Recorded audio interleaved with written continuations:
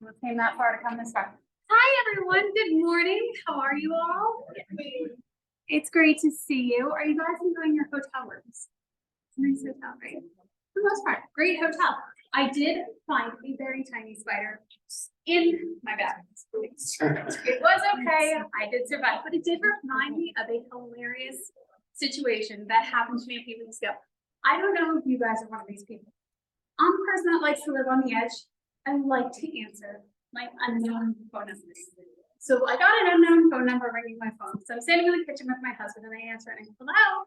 And I hear, are you maybe. Are you a hypnotist? Maybe, sir. Can I help you? Well, do you get people the changes that they want? Yes. Can I help you, sir? Great. Then fix my wife. Before I know it, I found myself on speakerphone in the middle of this couple's fight.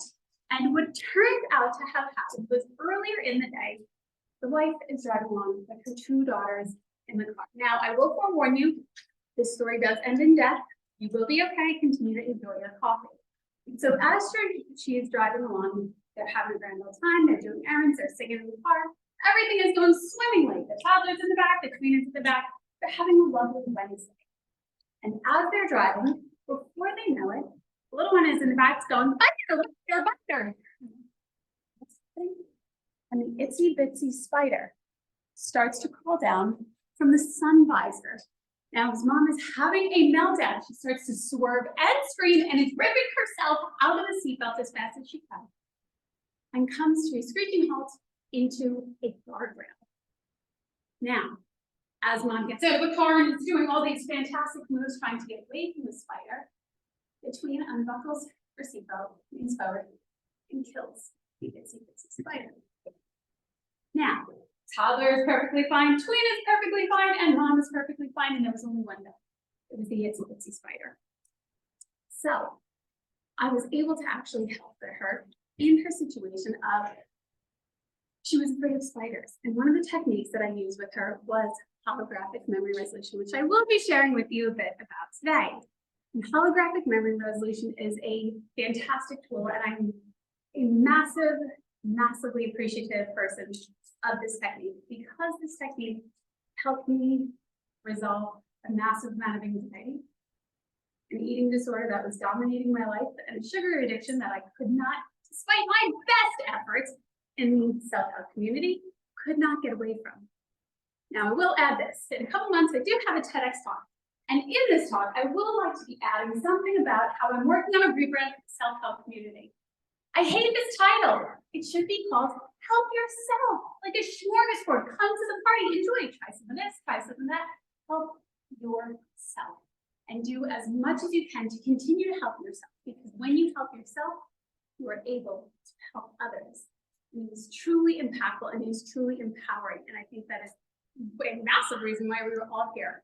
We want to help ourselves so that we can help others. Now, understanding holographic memory resolution, this is a combination. It was developed by Brent Baum, who is an addictions counselor specialist, and he had wanted to set out with the intention of how can we help people get away from numbing their pain. He kept seeing the same people again and again. They were coming back with drinking. They were coming back with addictions of all sorts. And he noticed that we weren't getting to the core of it despite his best efforts. What he ended up doing was developing a technique that combined color psychology, energy psychology, and somatic psychology, of which I will be sharing with you today. So, I invite you all to close your eyes. And as you do, allow yourself to rest. Deep breath in. And let that breath out the side. So we're going to shelly that out. Releasing. Absolutely wonderful. And as you do, I want you to imagine yourself in a safe place. Wherever that safe place may be for you. For some, it's a place in nature. Maybe a lovely cabin on the beach. For others, it's a favorite room in their house. For others, it may be a pet or a loved one that is truly safe for them.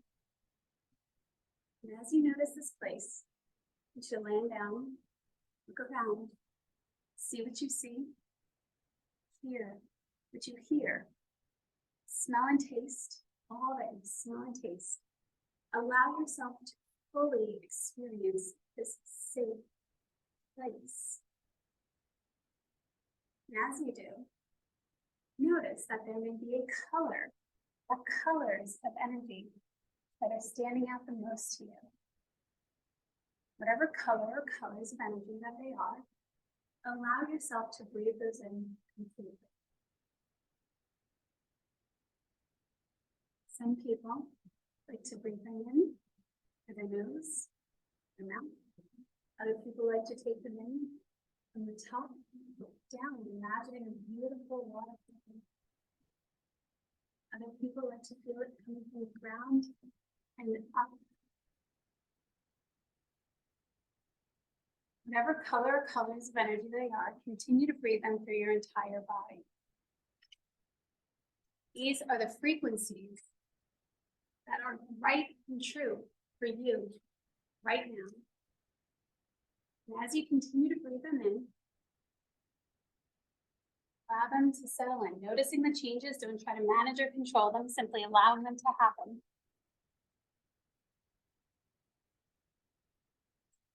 And as you're ready, take as much time as you need to continue to breathe these in completely. When you're ready, run back to the room. And that, my friends, is color breathing. We all speak in a language. Now, I will share a little bit more with you as I go along. Like I said, my name is Lenora Edwards. I am a board-certified speech-language pathologist, which means I got 4 fun years of bachelor's and I got 2 fun years of master's under my belt. And in all that time that I was studying, and I've been certified since 2009, no one explained to me in my field the importance of communication within yourself. We are constantly communicating with each other. We're constantly also communicating in this network that we lovingly call our nervous system. And language is the key. Except nobody really shared with us until recently, and some of you may know, some of you may not know, what the language is of your nervous system. Now, when we come into the world, we are given the ability, we are actually developed with the ability to understand language. Now, in understanding language, there has to be language input for us to make sense of it. So when we're born, we don't know the difference between a spoon or a fork. We just know that there's a difference. And as we do, as we explore this world, we start to make meaning of it. We start to understand this language that is going on. And our very first language is color. Our next language that we continue to develop are the signals and the sounds and the frequencies and the textures of our environment. So that being said, I want to point out that a system of communication used by a particular country or community is how we define language. Your nervous system defines language completely differently. It defines it in ways that are meaningful and important to you. Now, here's a fun fact about holographic memory resolution that they ended up finding out recently. The single greatest compromise to our immune system and our health and our dreams and our goals and our relationships and the ability to accomplish all these things that we want to accomplish, we cannot actually be fully present in the moment. What? I'm sitting at the DoubleTree in Arlington Heights. What do you mean that I'm not present? We're not fully present. Our body is 100% memory. And we now know from SPECT scanners, single photon emission computed tomography scanners, of which trying to say that 10 times fast is pretty fun. We're not fully present all the time. We are getting pulled back into memories anywhere from 15 to 50 times an hour. Now, how is this happening? It's happening by the sounds that we're hearing. It's happening by the words that we're hearing. It's happening by the phrases and the way that people are communicating. We are getting pulled into memories. So I challenge you at the top of your paper, make a little tally mark. How many times you actually leave the present moment and a memory pops up?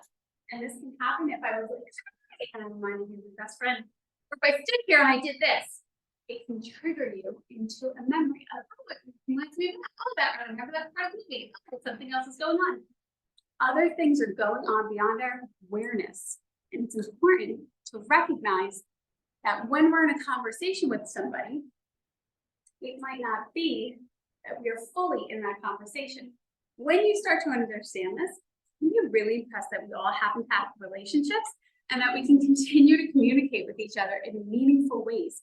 Because if you said something and you reminded me of somebody, I might take that in a completely different way. And I don't hear what you're saying. I hear what's going on in my nervous system.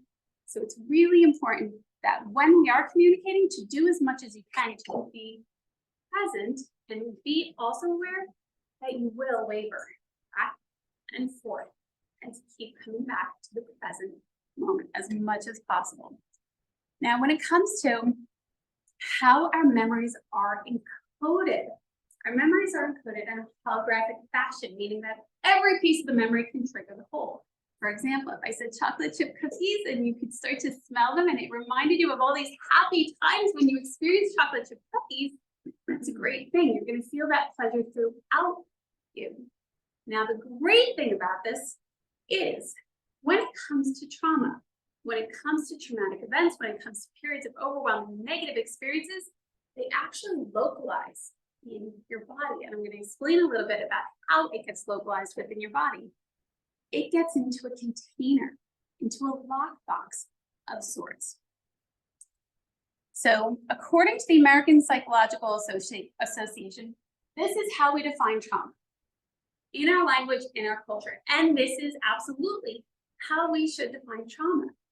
But we also need to expand our awareness that trauma is also anything that is overwhelming to your nervous system. For example, when you're 2 years old and you get your teddy bear taken away, your brain doesn't go, this really isn't that traumatic. Your brain goes, oh, because it's how it's hitting your nervous system. It is that moment of overwhelm. Now I have for here what's written as T-1, which you might think stands for, it actually stands for terminal event. David Grove, who was a psychologist from New Zealand, termed this point. So terminal event -1 millisecond. What's actually happening is you are alive in the room today, thank God, because of this feature. When you go to experience overwhelm, -1 millisecond, right before the peak of that overwhelm, you actually have a rush going on in your body, and your limbic hypothalamic adrenal access point, again, say that 10 times fast, goes, and what happens is when your amygdala hits fight, flight, freeze, or fawn, it's capturing this information. It's capturing it in what I like to refer to as a lockbox. It's capturing the sounds you hear, it's capturing the smells, it's capturing the language, it's capturing the entire event. And it's going, oh, contain, and it contains it. And it stores it within your nervous system. I don't know if any of you ever have heard of a book called Body Keeps a Score by Bessel van der Kolk. And there's also another book before that, and it's called The Body Remembers. And somewhere in there, I did hear that there's another book that says the body always remembers, which kind of made it hilarious as it kept going. But we do understand that the body remembers. You are 100% memory, which also explains how we're getting tossed back and forth into memories as we continue about in our everyday life, as we're having these things that just pop up and they're just running behind in our own awareness. And all of a sudden you're thinking about your grandfather and you're not sure why you're thinking about your grandfather, but it just pops into your brain and you're like, oh, that makes much more sense. He used to say that. Or you get the scent of a cigar or something. Oh, that reminds me of that person. These things are going off in our nervous system. So now understanding this is how it gets coded, and I will actually even elaborate a little bit more about how this gets coded. What is happening is the amygdala, as I mentioned, you're getting this sensory awareness. The amygdala activates your body's fight, flight, and freeze. Your adrenaline and cortisol flood the body, and your prefrontal cortex pieces out, and it shuts down. Then what happens is it captures everything, it stores everything in that lockbox, and it stores it holonomically. The difference between holographic is holographic, we experience it everywhere. Holonomically, this is localized. This is a good thing. So when you're in the fight with somebody and you have a pit in your stomach, you're not feeling it everywhere. You're feeling it right where you said, in the pit of your stomach. Now, also what happens is as this continues to go on, your brain does this fantastic thing where it deletes, distorts, and generalizes information. So when you have a fight with somebody, it gets stored in your fight area. When you're having that neck work is just driving you nuts, it gets stored in that area. It's deleting, it's distorting, and it's generalizing this information. Also adding to that, it's adding more into the box, but as it's adding more into the box, it's triggering that event. So for example, have any of you ever been driving? Maybe drivers here? Please, we're all drivers. Now, as you're driving down the highway, you're probably getting in, and suddenly the person cuts you off out of nowhere, and you get this spike. You get this rush of, oh my God, you almost killed me. Oh my God, who do you think you are? Oh my God, why did you even do that? It's not that one person.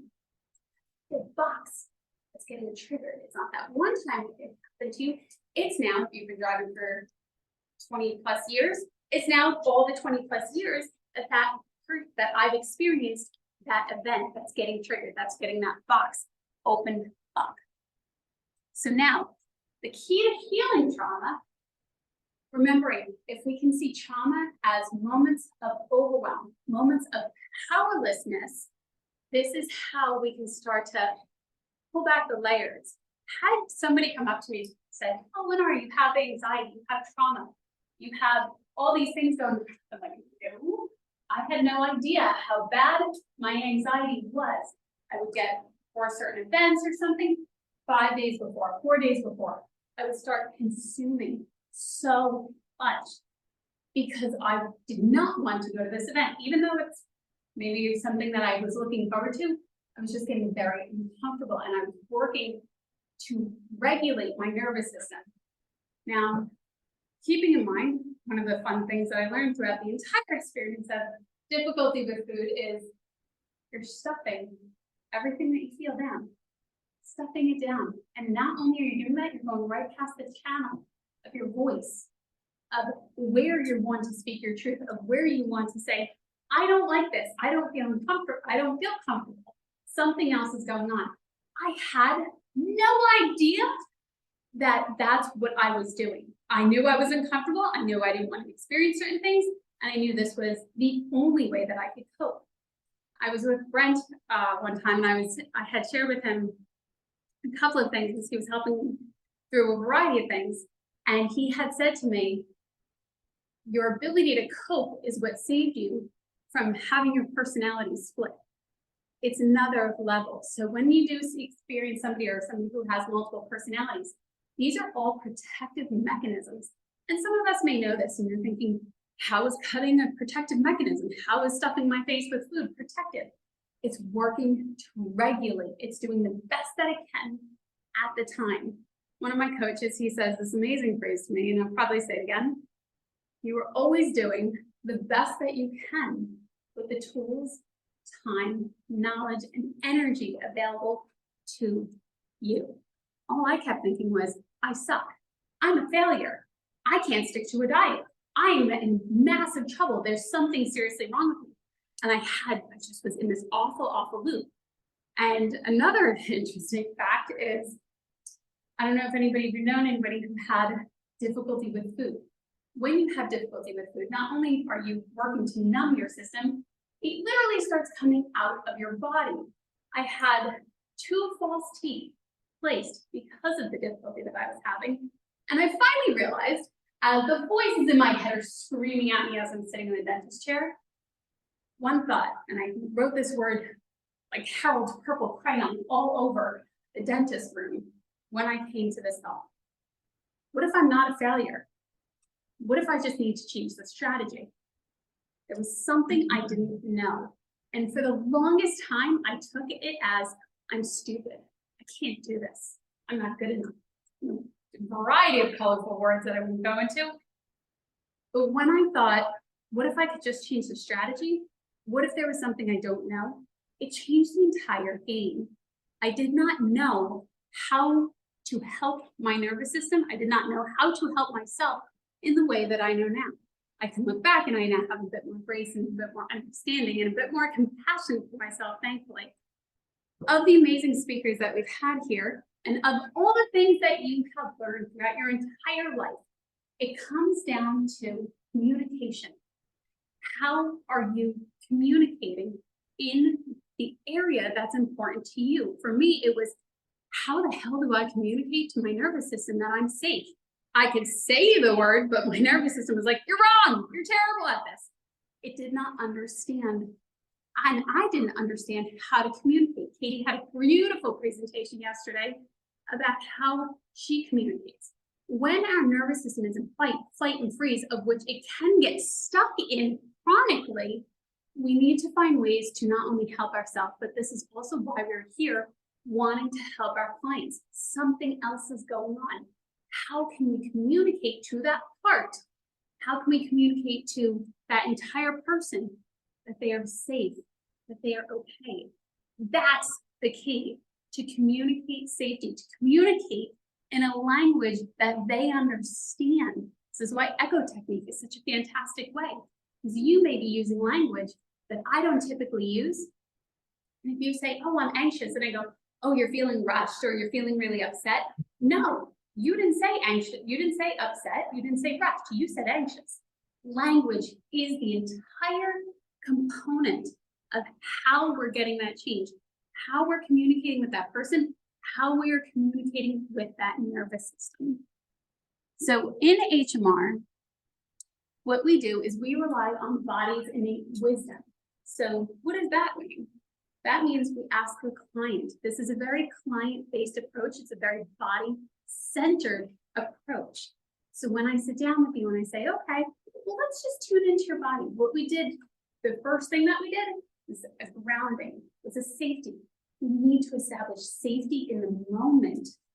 We can have our client, come on in, sit down, tell me about your problem. But if they don't feel safe, if they don't have that connection of rapport, rapport is another amazing thing that I have learned from this community, and I think it's fantastic, and it's not stressed enough. Because if I don't feel like I can be safe in your presence, if I don't feel that I can really understand and let my nervous system calm down, we'll get some change, but the leveling of the ground that you would like to have occur may not occur unless you have that connection. Connection is so important, and it needs to be true, and it needs to be authentic. People want change, they want help, they want to trust you. Do as much as you can to help them trust you. When we're talking about the innate wisdom of the body, especially this is a beautiful technique that you can do with yourself. Allow yourself to really come in and let yourself feel safety. I spent so much time in fight, flight, and freeze that I was like, yeah, I'm safe. And I could not come down into what it really felt like to be okay, to be in the moment, and to let my nervous system actually relax. When I ask a client, and I'll share with you the questions that I ask them, but also these are questions that you can ask yourself when you're doing this. Where do you feel it in your body? Is it inside, outside, or both? This is how we're tuning in. Our left brain typically is our language part of the brain, and our right brain is typically the non-language component. We need to create the bridge. Now, with the work in holographic memory resolution, this is the bridge. So we have the language. Is it inside, outside, or both? We're asking our nervous system this. Is there a shape, size, or color? We're asking our nervous system this. And as we're doing that, that's how we're able to get those quite literally, what you're doing is you're taking the conscious mind and you're going, okay, I need you to do something. I'm going to ask you to do something. Here's the language that I'm going to use. And you're bridging it. You're walking across that conscious to subconscious communication. You are tuning into your body. And you know if you're experiencing it, if you have these three things that come up. Your subconscious. how the heck? Nobody told me how to communicate with my subconscious. It was really tricky until I came across one teacher in particular.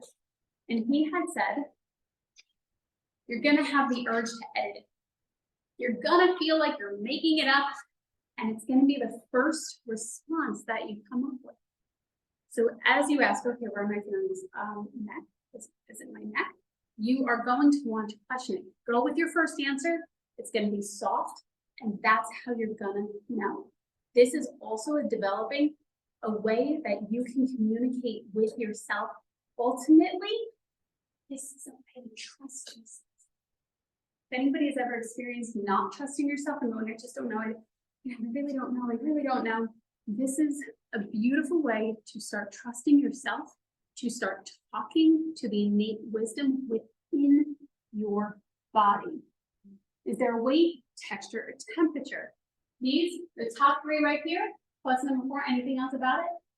What's happening in this is you are literally asking your nervous system, I'd like you to pull this up a map for me. This is, tell me more about the icon. Here's, I'm gonna ask you some specific questions. That's what your conscious mind is doing. It's just giving you something to latch on to, and that's a great thing. Is there anything else that you notice about this? Can you see where you are? What happens next? Sometimes these questions start to become a little bit more elaborate because these are the questions that I'm using when I am with a client. Can you see where you are? Sometimes you're getting pulled back into a memory. Sometimes if you say, how many times have you ever felt like this? Oh, about 342. Okay, great. That's a lot of parts.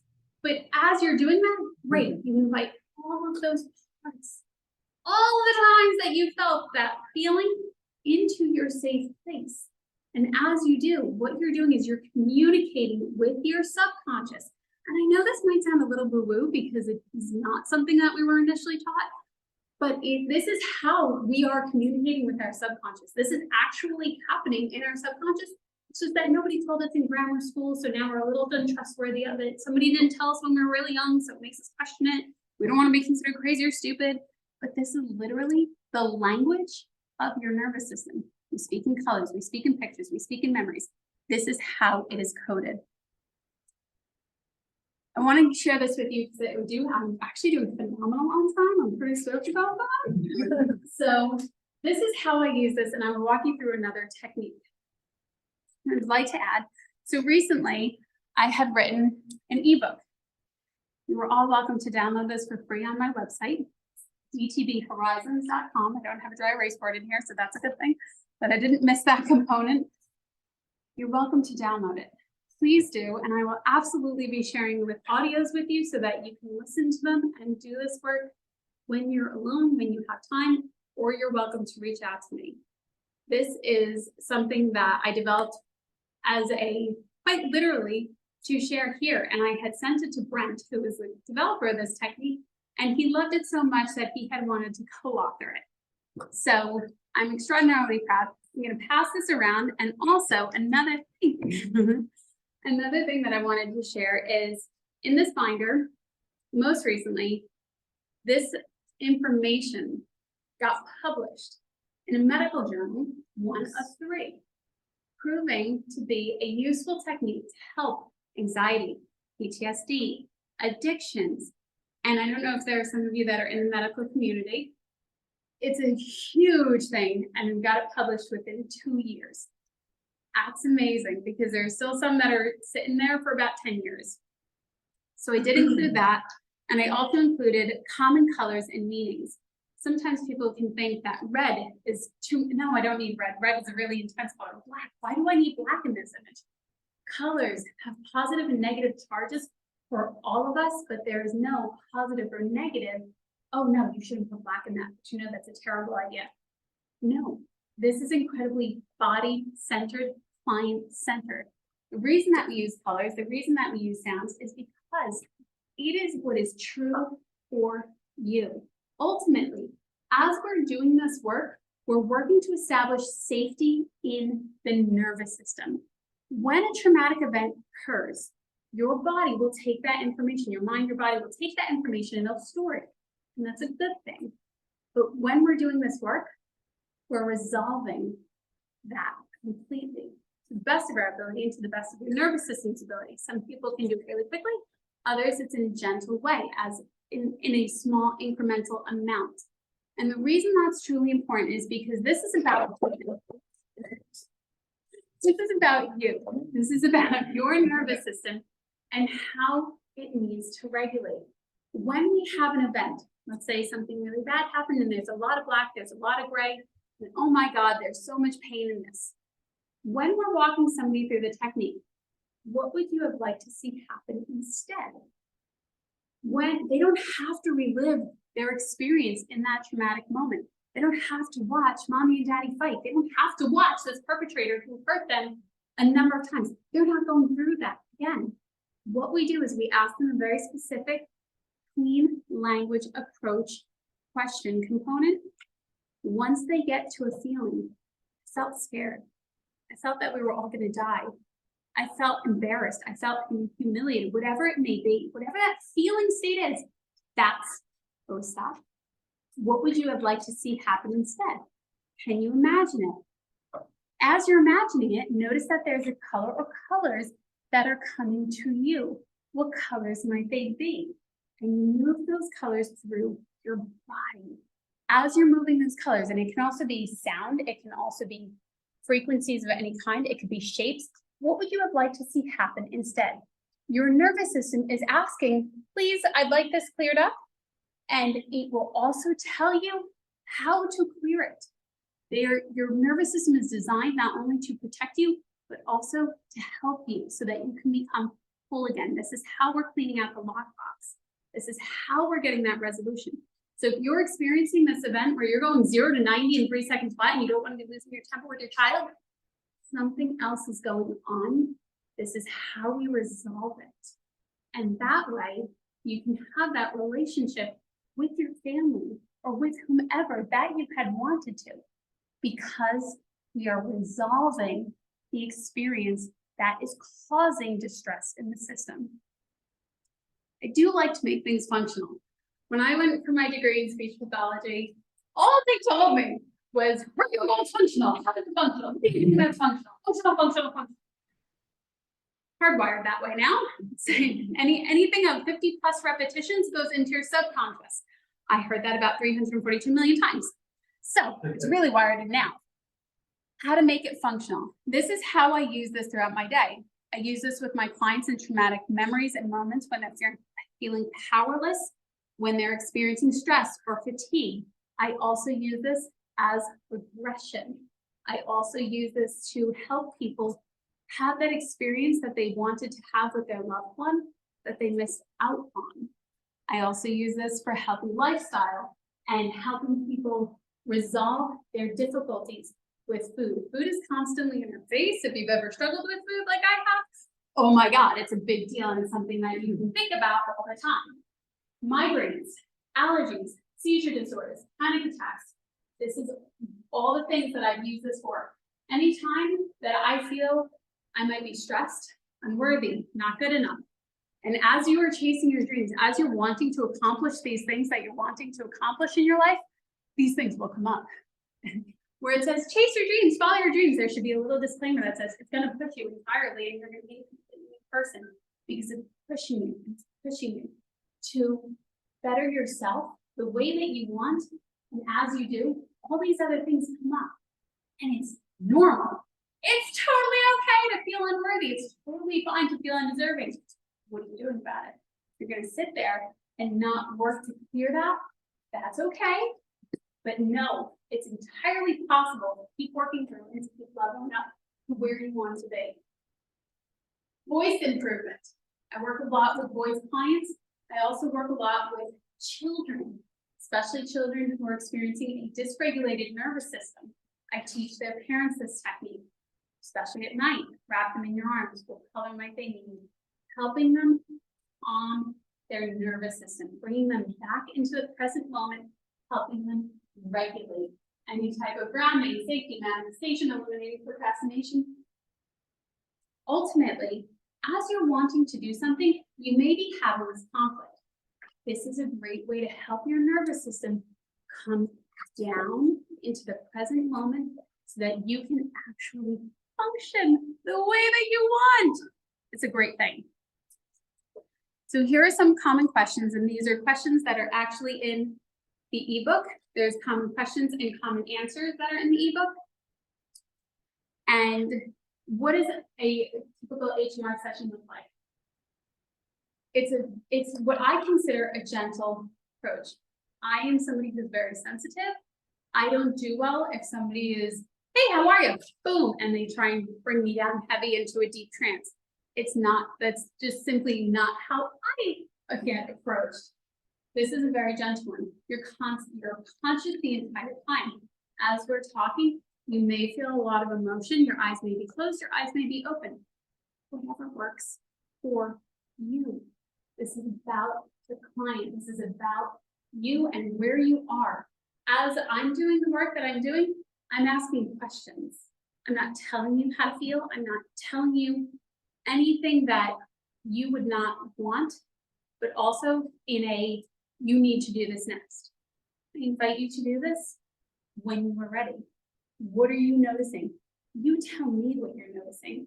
And the reason that this is incredibly powerful, one of my teachers says, you cannot be the driver and the passenger at the same time when you're starting to learn a new technique. And I find that to be very true.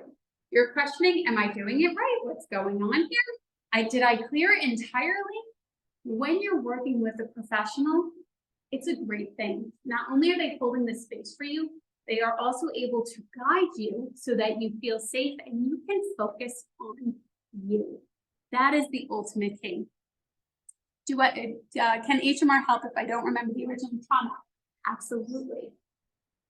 The lovely lady about the spider, she did not recall that she was 2 years old when she first got bit by a spider. Her parents did not recall it to be a very traumatic event. To her, all her life, she had a fear of spiders. She didn't know where it came from. She just knew that she was afraid of spiders. When I walked her through this technique, this was the memory that came up. She was able to trust herself. She was able to share with me the first thing that was coming up that was occurring. And she was then able to move color through so that she was able to resolve the pain and the terror that she was experiencing. What types of trauma can HMR help resolve? It can help resolve, just processing information here, don't mind me. It can help resolve a massive amount of things. I have used this technique, and the practitioners that I have worked with have used this technique in so many ways. I could stand here for many, many hours sharing with you the stories that I've heard. One in particular, Bren had just shared recently, and it was this person she was experiencing pain in her nervous system to the point that they severed the nerve to where she was experiencing the pain. And after the procedure, a couple weeks went by, she was still experiencing the pain. The doctors brought her back in. Can you feel this? Nope, can't feel it. Then we were a success. And she was still experiencing pain. Pain can be memory-based. Post-procedures, anytime there is an event and it's not completely clearing, there may be an unresolved memory that was in there. For example, I had a stroke patient. She still had pain in a side that was considered numb, that was not moving. When I had asked her to follow through with this technique, she came up with a memory. As she did, she was able to not only feel the resolve of that pain, she started to get movement back in that limb. Oh my God. Huge, huge. So there are many, many things. I am a proponent for, as I mentioned to you earlier, help yourself. When I first started, I would think, that worked for them, it won't work for me, or something's wrong with me. And I didn't realize, as I kept going, trying to find what worked for me, I didn't realize the toolbox that I was building. There are so many incredible tools. If you haven't achieved the result that you want, if you haven't gotten the outcome that you want in any area of your life, I encourage you to keep going. Don't throw in the towel. Don't give up hope. keep going. And I know Dr. Quintai had mentioned something about hope yesterday, and she said, no more hope. It's quite comical, especially when you think about hope, but keep going, keep searching for what works for you, because you will find something that works for you. Here are a few more questions. Who can benefit from HMR? Like I said, I'm a huge proponent, and I will do my absolute best anywhere I am to help people get what they're wanting. If I can't help them, I will absolutely do my best to pass along some information that can help them. And I mentioned earlier that we do not have to experience the event once more. Does anybody have any questions? Yes. So during the session, just correct me if I'm wrong, but if we're choosing a color, if we're coming up with a color, and that color is the associated color with something that is trauma or disturbing or something, and we're feeling it, and then we're transmuting that to another color. Has it ever happened, to your best of your knowledge, that the original color, because that was what we associated, becomes an associated trigger response to that color? Not that I've experienced, and that's a fantastic question. Can you cause trauma by working to resolve trauma? Is that what I'm understanding? Let's say my original color is red, and then that was like associated with something negative, and then I transmute that to green. Am I now imprinting in my head the red means negative? Not particularly to your nervous system, because what's happening is in that moment, that's how your nervous system captured the event. That's what you notice at the time. It may have been somebody wearing a red shirt. And what can happen is that red shirt, and this was actually a recent situation with my client. For example, hers was brown. She had a quite literal response to brown colored pants and absolutely hated brown colored pants. As we were going back through memory, the brown was a trigger for her. So when she would see brown pants, it was quite literally activating her lockbox, but her perpetrator also had hurt her during Christmas time. So whenever she'd see a reindeer, she would get really upset about it, and she didn't know why. What happened as we brought her back to the event, she had noticed these characteristics. And as we were working her through the process, we were clearing that, so that way she had felt the resolve. So when they feel the resolve, the next time when they go to see brown pants, it's a neutral response. It's not a re-traumatization of that and going, oh no, brown still means this. We're taking out the charge of it, so that way there's complete wholeness. And when you see something, it's not necessarily a forgiveness of that person. It is quite literally a closure, so that they experience wholeness, and that way when they look at something, they're not getting triggered, because that clearance has now occurred within their body. It was an awesome question. Thank you. So you go into the trigger or the event, and then you ask what color is associated with it, and then of course they trust themselves to whatever the first color is, and then with that color, then what's the process there? You just. So what would you have liked to see happen instead? So if there is a color, would it even, is there, when we're talking about color, especially when it comes to the questions, and I'll scan back to them really quickly, this is how we're localizing it. This is what's occurring. So when you're dropping into that memory, you're not necessarily picking out the colors, you're more focused on the feeling that's coming up in that. And as you're focused on the feeling, what would you have liked to see happen instead? We can take you completely out of the scene. Anything goes. You can have your peace. You can get justice if that's what feels was right and good for you. It's truly up to however you coded that memory. And another thing is, a lot of people will think, I was 5 years old. I'm now 38. I shouldn't behave like that. When it comes to that younger part, when it comes to that memory, that individual has the say to let whatever happen. And sometimes it's funny, sometimes it's comical, but at the same time, in that event, we get to see, they get what they need. It's about them resolving that. So that way, okay, what would you like to see happen instead? I would have liked to have been having ice cream, and I would have liked to be outside and somewhere on a pony.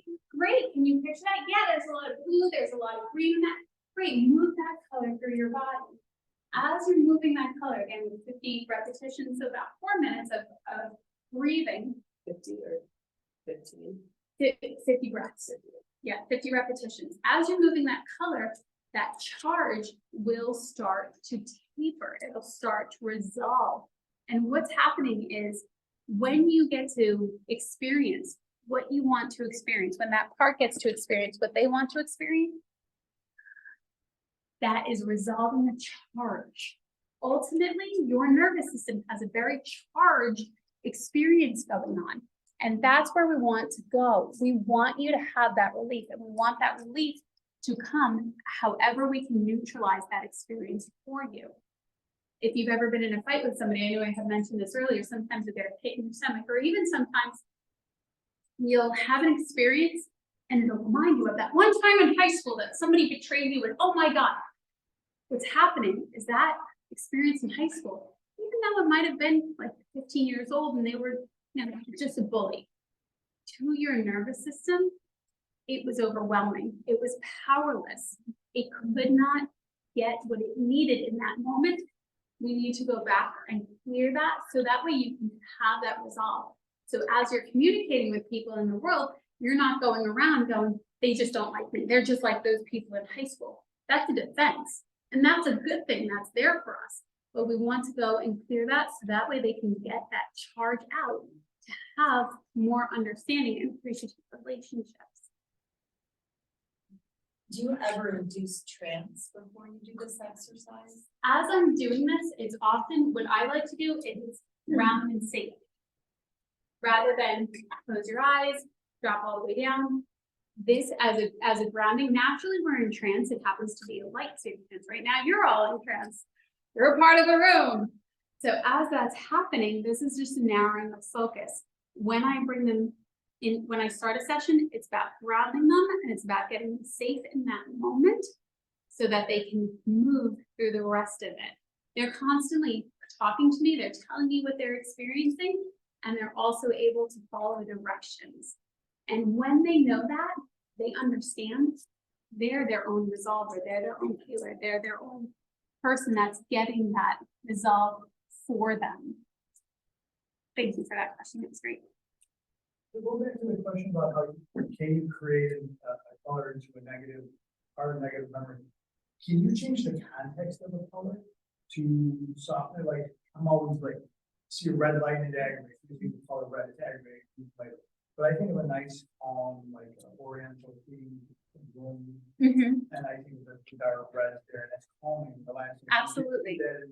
This work. Absolutely. In that moment, what you may be experiencing is that it's a terrible thing to be late, but you may love the color red in that situation in a completely different one. So that's a perfect example of having a really positive response to the color red, and then also having something that might be less than positive to that color red. So when you're doing that, can you work with them and say, you think of a time when red is relaxing to you, is that something that can work in the process? You can absolutely do that. That's more of an NLP approach. In the situation of, if it was very specific of the red light, to me, the red light is the trigger. What else is going on? So how else, when you're noticing that, coming to that feeling state, well, I see a red light, okay, and as we keep going, well, what does that mean? It means that I'm gonna be late, and as you're late, well, what does that mean about you? What are you feeling as you're late? I'm feeling tightness in my chest. Oh, okay, that's what we're after, is the feeling, not necessarily the meaning that you gave that red light. Does that make more sense? Beautiful. Thank you. You're welcome. Does anybody else have any questions? There was a bag of candy, so please enjoy. I did bring that on the plane. I didn't bring handouts, but I brought candy. 4-hour session. Oh, thank you. I did apply, so hopefully. Thank you, thank you. Any other questions? Thank you so much. Thank you. Lovely spending time with you. We could have gone to other ones. I understand that, so thank you for coming to spend time with me here.